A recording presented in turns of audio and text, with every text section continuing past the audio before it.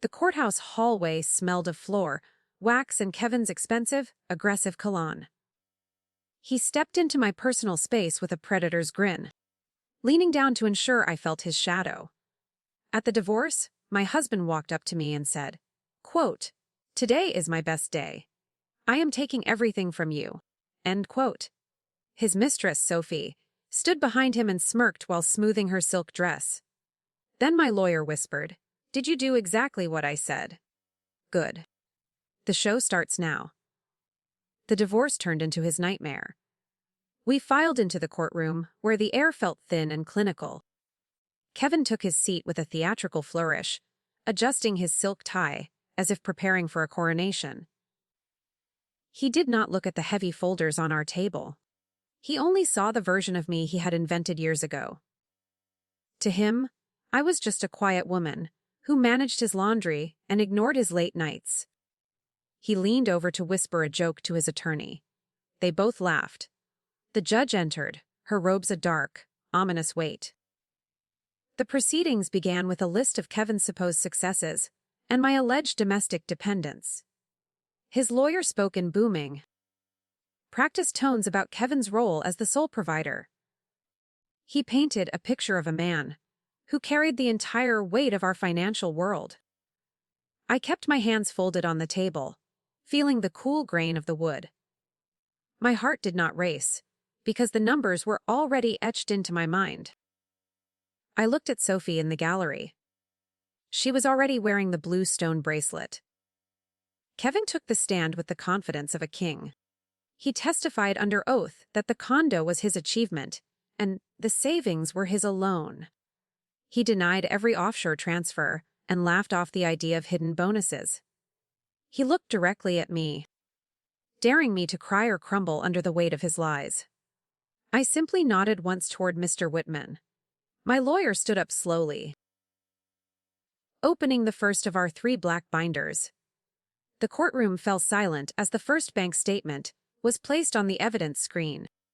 The data hit the screen like a physical blow to Kevin's chest. The judge leaned forward, her glasses slipping down her nose as she tracked the inheritance transfers. We showed the exact path of my grandmother's money, moving into the down payment. Then came the gambling logs, time-stamped and verified by the offshore servers. Kevin's face lost its tanned glow, turning a sickly shade of gray. He looked at his own lawyer, but the man was staring at the floor. The arrogant smirk on Sophie's face finally began to flicker. The judge's voice was like a gavel, as she began her immediate findings of fact. She noted the pattern of financial abuse and the blatant perjury Kevin had just committed. The condo was legally mine, and the reimbursement orders would drain his remaining accounts by noon. I stood up and straightened my jacket, while Kevin sat frozen in the witness box. Outside, the sky was a sharp, clear blue. I walked past him without a word, listening to the sound of my own steady footsteps on the marble floor. The heavy courtroom doors swung shut with a muffled thud as I reached the sidewalk. The crisp morning air hit my face, a sharp contrast to the stale scent of legal filings inside. My objective was simple: now get home and secure the locks. Behind me, I heard the frantic rhythm of expensive heels on stone. It was Sophie. Her face was a mask of fury, the blue stone bracelet glinting in the pale sunlight. She was alone. Sophie blocked my path, her chest heaving with uncontained rage. She demanded to know what I had done with the offshore accounts. Her voice was thin and desperate, lacking the sharp edge she possessed in the hallway. I simply adjusted my handbag and looked past her. The power had shifted completely. She was no longer the victor holding a trophy. She was a liability searching for a paycheck. Kevin was still inside, facing a wall of federal investigators. The silence between us was loud. I watched a black sedan pull up to the curb, its windows tinted dark. Sophie noticed it too, her eyes widening as she recognized the firm's logo on the door. 2 men in dark suits stepped out, ignoring her completely. They walked straight toward the courthouse entrance with heavy, purposeful strides. They were not lawyers. They were auditors from Kevin's firm. The investigation I started was moving much faster than I had anticipated. I reached my car and unlocked the door with a steady hand. Sophie grabbed the handle, her nails scratching the paint. She hissed that I would regret ruining their lives. I didn't feel fear. I felt a strange, cold pity for her. She didn't realize that Kevin had never loved her. He only loved the reflection of his own power in her eyes. Now that the power was gone, the reflection was shattered. She was clutching a ghost. My phone buzzed in my pocket, a notification from the bank. It was an alert for a massive, unauthorized withdrawal attempt from our joint secondary account. Kevin was trying to drain the last of the liquid cash before the court order hit the system. He was panicking in the basement of the courthouse. I didn't stop him. I had already set a trap for this exact move weeks ago. The bank was holding the funds for verification. The auditors emerged from the building, leading a handcuffed Kevin toward their vehicle. His suit was wrinkled, and his hair was no longer perfect. He looked small against the backdrop of the stone columns. He caught my eye for a fleeting second, his expression a mix of hatred and total confusion. He still didn't understand how the quiet accountant had outplayed him. He thought I was part of the furniture. Now, the furniture had taken his life. I pulled out into the light traffic, leaving the chaos of the courthouse behind. The rearview mirror showed Sophie standing on the curb, looking smaller with every second. My house was waiting, and for the first time, it was truly mine. The air in the car felt light and clean. I turned on the radio, catching the midday news report. The lead story was a breaking investigation into local financial fraud. My name was never mentioned. I remained quiet. I parked in the driveway and stared at the front door of the condo. This was my sanctuary, yet it felt like a crime scene waiting to be processed. My objective was to secure the physical files hidden in the pantry wall. I stepped inside and felt the heavy silence of an empty house. The air was stale, smelling of Kevin's lingering cedar wood candles. I reached for the light switch, but the kitchen remained completely dark. The power had been cut. I checked the electrical panel in the hallway, finding the master breaker flipped and padlocked. Kevin must have sent someone here the moment we entered the courthouse. Pressure mounted as I realized I was not alone in the building. A faint floorboard creak echoed from the second floor. My heart hammered against my ribs, but my hands remained steady. I gripped my heavy brass keychain tightly. Someone was looking for the ledger. I moved toward the kitchen pantry, guided by the gray light filtering through the blinds. The secret compartment behind the spice rack was still closed. I exhaled, feeling a brief moment of relief. Then, a shadow blocked the light from the hallway. It was not a thief or a hired thug. It was Kevin's brother, Marcus, holding a crowbar. He looked desperate and disheveled. He told me I had to give him the encrypted drive immediately. Marcus stepped closer, his boots crunching on a stray glass shard. He explained that Kevin had used his name for the offshore gambling accounts. If the IRS finished their audit, Marcus would face years in prison alongside his brother. The power balance shifted as I realized the depth of the family's complicity. They were all drowning together in a sea of red ink. I looked at the crowbar and then at his shaking hands. He wasn't dangerous. I told him the drive was already with the federal prosecutors at the city office. It was a lie, but it stopped his advance.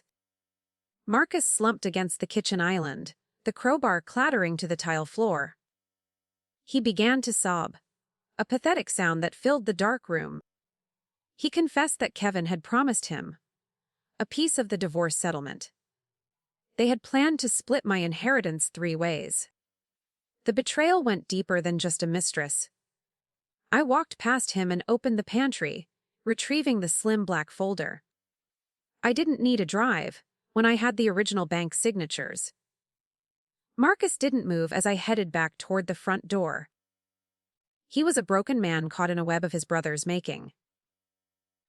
I stepped back out into the sun, feeling the weight of the paper in my hand. It was the final nail. My phone rang with an unknown number. I answered the call, expecting my lawyer or perhaps the bank's fraud department. Instead, a cold, unfamiliar female voice spoke my name. She identified herself as a representative from a private equity firm I had never heard of. She said Kevin had put the condo up as collateral for a high-interest loan. The papers were signed 6 months ago. My victory in court didn't matter to them. They were coming to seize the house by the morning. I gripped the phone until my knuckles turned white against the plastic casing. The woman's voice was like ice, indifferent to the court ruling I just won. My objective shifted instantly to finding the collateral agreement Kevin had forged. I stepped past Marcus, who was still slumped on the floor after being knocked aside by the men, and ran toward the basement stairs. The air grew colder as I descended into the unfinished storage space. I needed to see exactly how Kevin had stolen my home. The storage room was a chaotic maze of cardboard boxes and old furniture. I searched for the gray firebox where Kevin kept his private business dealings. The pressure mounted as I heard a vehicle pull into the driveway upstairs. I moved a heavy oak chair aside, my breath hitching in the dark. My fingers brushed cold metal under a stack of old blankets. I pulled the box out and forced the lock with a nearby screwdriver. Inside the box lay a thick stack of blue, bound documents. I scanned the pages using the flashlight on my phone, searching for the signature line. There it was. A perfect imitation of my handwriting on a deed of trust. But as I flipped to the final page, the power balance shifted. The notary seal on the document belonged to Sophie Lane. She was a licensed notary at her law firm and had used her official position to validate his lies. She hadn't just been his mistress. She was the legal engine behind his entire fraud. The front door upstairs creaked open, followed by the heavy thud of boots. I stayed silent, crouching behind a pillar as the men from the private equity firm entered. They weren't waiting for morning. They were here to take possession of the property right now. I realized then that Kevin had sold them a lie about the house being empty. I held the forged deed to my chest, my mind racing through the financial statutes. I heard Marcus shouting upstairs, followed by the sound of a brief, violent scuffle. The men were aggressive, moving through the rooms with an efficiency that felt practiced. I needed to get to the breaker panel to restore the lights and show my face. If I stayed hidden, I was just another squatter in their eyes. I crept toward the back stairs, my eyes following the red glow of their heavy-duty flashlights. I reached the hallway and flipped the master switch with a loud, metallic snap. The kitchen flooded with light, freezing the 2 bailiffs in their tracks near the island. I held up the blue, bound document and the original inheritance records from the pantry. I told them the notary was a conspirator in a federal fraud case. They looked at each other, their professional resolve beginning to waver. The forgery was too obvious under the bright LEDs. The lead man took a photo of the documents and made a quick call. He listened for a moment, then signaled his partner to leave the kitchen immediately. They retreated toward the door without another word, leaving the house in a ringing silence. I leaned against the counter, finally allowing my heart to slow down. Then I saw a small, blinking red light hidden inside the smoke detector. Kevin had been recording every word since I arrived. I stared at the blinking red light, my reflection ghost, like in the smoke detector's plastic casing. My objective shifted to destroying the surveillance before the footage reached Kevin's legal team. I grabbed a kitchen chair and climbed up, my fingers trembling as I pried the device from the ceiling. Inside, a tiny memory card was tucked into a hidden slot. The pressure intensified when I heard Marcus stirring on the kitchen floor. He watched me with a hollow gaze, his brother's betrayal still sinking in. I smashed the small card under the heel of my shoe, hearing the satisfying crunch of plastic. Marcus stood up slowly, wiping blood from his lip where the bailiff had struck him. He pointed to the hallway closet, whispering that Kevin had installed a secondary hub behind the hallway closet wall. The power balance shifted as Marcus chose a side, handing me his phone to show the login screen. He had the passwords. He had been Kevin's unwilling IT support for years, recording every dark secret. We opened the closet to find a server glowing with blue status lights. Marcus navigated the menus with frantic speed, his hands shaking against the glass. He showed me folders filled with audio recordings of Kevin and Sophie planning the forgery. This was the missing link that tied the mistress to the criminal deed. I felt a surge of cold triumph as the evidence multiplied before my eyes. Kevin hadn't just been arrogant. He had been meticulously documenting his own downfall for posterity. Suddenly, the server's cooling fans whined to a halt as the screen turned red. A remote wipe command had been initiated from an outside source. I watched the file counts drop toward 0, the evidence vanishing in a digital purge. Kevin was at the courthouse, but he still had access to the cloud. I lunged for the backup drive plugged into the rear port. I yanked the cable just as the progress bar hit 90%. I hoped it was enough data. Marcus warned me that Kevin's lawyer would claim the drive was stolen or tampered with. We needed a clean chain of custody to make the evidence stick in a criminal trial. I looked at the drive, a small plastic rectangle holding my entire future. The risk was enormous, but the truth was heavier. I told Marcus to leave through the back door and stay at a hotel. He nodded, took his car keys, and vanished into the night. I was alone. I sat at the kitchen table with the drive, the silence of the house feeling like a physical weight. My phone lit up with a text message from an unknown number. It was a photo of my front door taken from the street. The private equity firm hadn't actually left. They were waiting for me to step outside so they could lock the house. I realized I was trapped in a fortress that no longer belonged to me. The walls felt like they were closing in. I reached for my lawyer's number, but the line went dead before it could ring. A heavy vibration shook the floorboards as a tow truck backed into the driveway. They weren't just taking the house, they were coming for my car next. I looked at the drive and then at the back window. In the reflection, I saw a shadow moving in the yard. It wasn't the bailiffs or the police. It was Sophie, holding a spare key. Sophie stepped into the kitchen with the practiced grace of a thief who had lived here before. The spare key dangled from her finger, a small metallic betrayal that caught the dim light. My objective was to protect the backup drive at all costs. She didn't scream or lunged. She simply held out her hand for the plastic rectangle. The pressure soared when I realized she wasn't alone. Two figures moved past the window, blocking the only exit to the backyard. I was officially cornered in my own home. Her eyes were bloodshot, stripped of the arrogance I had seen in the courtroom hallway. She whispered that Kevin was being processed for felony fraud, and that she was next on the list. The mistress was desperate for the drive because it contained the only proof that Kevin had coerced her signature. If she handed it over to the firm waiting outside, they might give her immunity.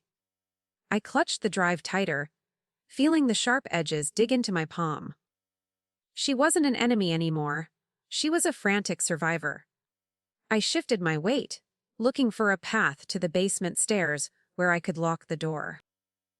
Sophie noticed the movement and stepped closer, her perfume clashing with the smell of smashed electronics. She claimed Kevin had recorded our private conversations to use as psychological leverage. The power balance shifted when she pulled a small, silver recorder from her pocket. It played a clip of Kevin admitting he had forged the equity loan without my knowledge. He had betrayed us both. We were just two different pieces on his board. The sound of the front door being forced open echoed through the house, a violent crack of splintering wood. The private equity men were tired of waiting for a polite resolution. Sophie and I looked at each other, the mutual hatred momentarily eclipsed by a shared need for escape. I realized that if the firm got the drive, we both lost everything. They would bury the forgery to protect their collateral.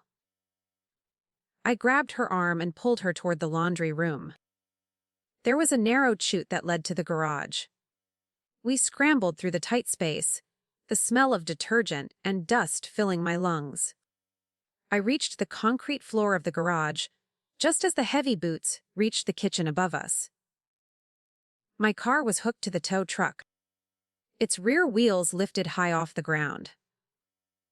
The objective changed to reaching the street before they realized we had slipped away.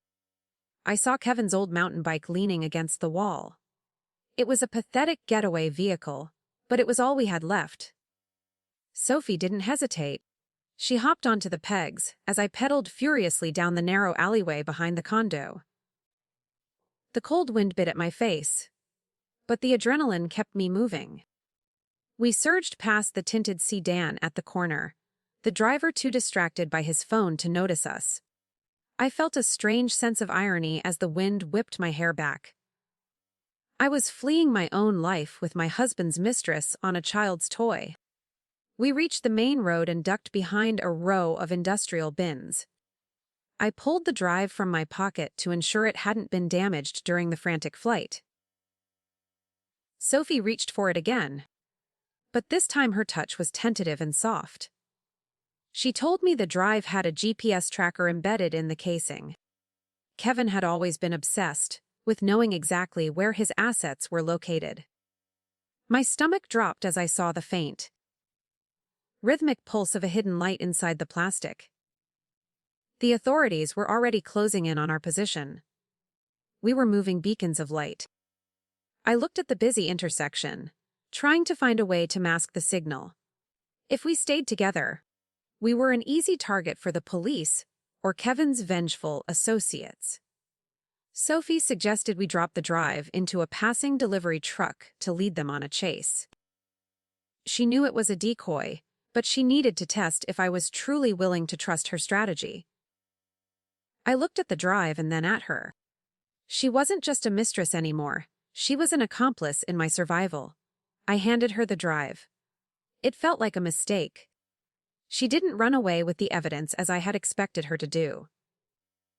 Instead, she walked to a nearby payphone and dialed a number I didn't recognize. She spoke quickly in a low, hushed tone, then hung up and looked back at me. She said the lawyer I had hired, Mr. Whitman, was monitoring the situation from a safe house 3 blocks away, waiting for the tracker to signal a successful retrieval. He had known about the tracker the entire time. I realized then that I was still playing a game designed by men. The drive Sophie held was actually a dummy drive intended to lead the equity firm's trackers astray, while the real work happened elsewhere. The revelation hit me like a physical punch, colder than the wind biting through my jacket. I stared at the plastic drive in Sophie's hand, realizing it was a hollow shell. My objective was to find the real evidence before Kevin's lawyers could bury it forever. If this was a decoy, the genuine data was still somewhere else. Sophie grabbed my arm, her eyes darting to the approaching cruiser. We had to move before the sirens reached us. The pressure increased as the distant sirens Sophie mentioned suddenly became a physical presence. A police cruiser rounded the corner with its lights off, scanning the alley. Whitman had lied to me. I was a pawn in a larger game between two rival firms. We moved quickly through the shadows of the industrial park, our breath visible in the freezing night air. Sophie led the way toward an old brick warehouse with a rusted iron gate. She claimed the real server was mirrored at a site Kevin used for his illegal gambling rings. An off-site backup he kept hidden even from his own accountants. This was his true hidden kingdom, far removed from the polished marble of our condo. I felt a surge of nausea at the scale of his deception. Every brick in our life was built on a foundation of lies. The warehouse door groaned on its hinges as we slipped inside the cavernous space. Rows of humming server racks stretched into the darkness, their cooling fans creating a low, hypnotic roar. The air smelled of ozone and dry heat, making my skin prickle with static. I searched for the specific terminal Marcus had mentioned in his frantic texts. The power balance shifted when I saw a second light blinking in the corner. Someone else was already logged into the system. It was a remote override command. I lunged for the main console, my fingers flying across the mechanical keyboard.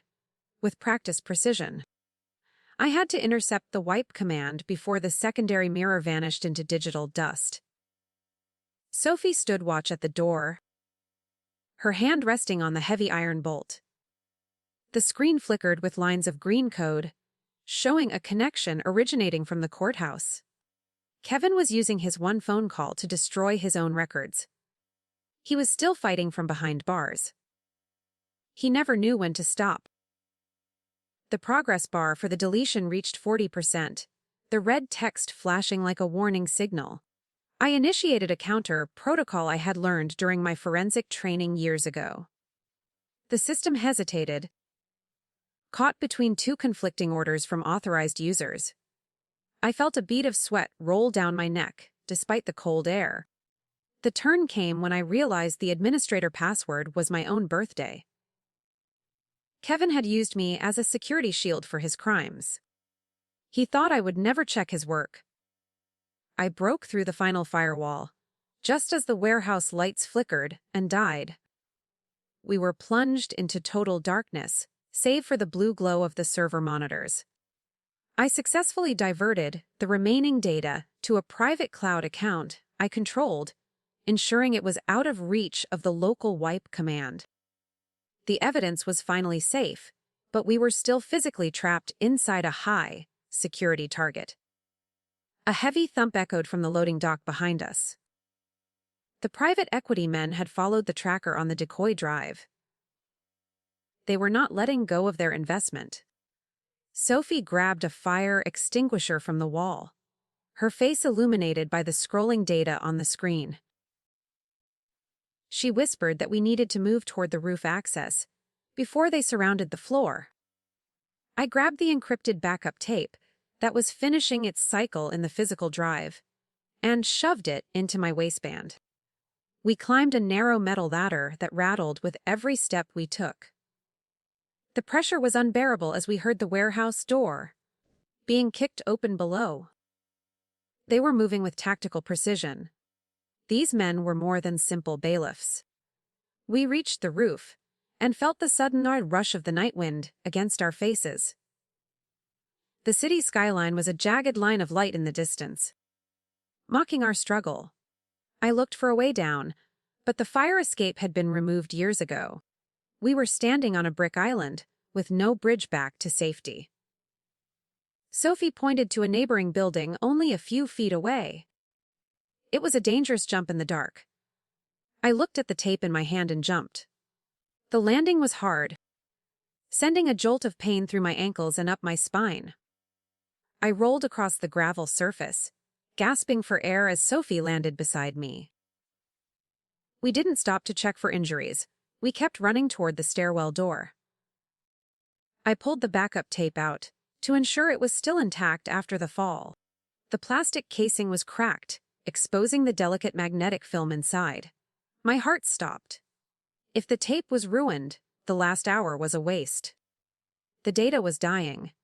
I reached the bottom of the stairs and burst out into a side alley. A single car was idling at the curb, its headlights cutting through the fog. The door opened, and Harold Whitman stepped out, looking remarkably calm in his wool overcoat. He didn't ask if we were okay. He only reached for the damaged tape. I realized then that he had anticipated every single move we made. He was the one who triggered the remote wipe. He wanted me to fetch the tape for him. I stepped back from the idling car, my breath hitching in the frigid night air.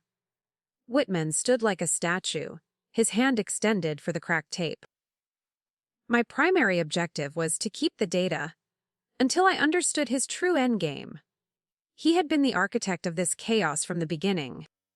Sophie hovered behind me, her eyes darting toward the distant sirens. The pressure was a physical weight on my chest. I felt a sudden, sharp chill of absolute betrayal. "Give me the tape, Amber," Whitman said, his voice as smooth as polished stone. I looked at the dark plastic casing in my hand. The magnetic film was exposed and fragile. I realized the power balance had shifted the moment he stopped being my advocate. He wasn't working for justice or for my settlement. He was working for the equity firm that wanted to bury the fraud. He needed the physical evidence destroyed to protect his real clients. He was the cleaner. I didn't hand it over. Instead, I tucked the tape into my inner jacket pocket and gripped the heavy brass keychain. Whitman's expression didn't change, but his eyes grew narrow and dangerous. He signaled the driver, who stepped out of the black sedan with a heavy metal flashlight. This was no longer a legal dispute. It was a mugging orchestrated by the man I had trusted most. I saw the glint of a silver ring on the driver's finger. Sophie grabbed a loose brick from the alley floor and stepped into the light. She wasn't fleeing this time. She stood beside me, her knuckles white with strain. The driver hesitated, measuring the distance between us. Whitman sighed, a sound of deep disappointment. He told us that he had already made a deal for Kevin. And Kevin was currently talking to the federal agents about our roles. He was framing us for the entire embezzlement scheme. We were the perfect fall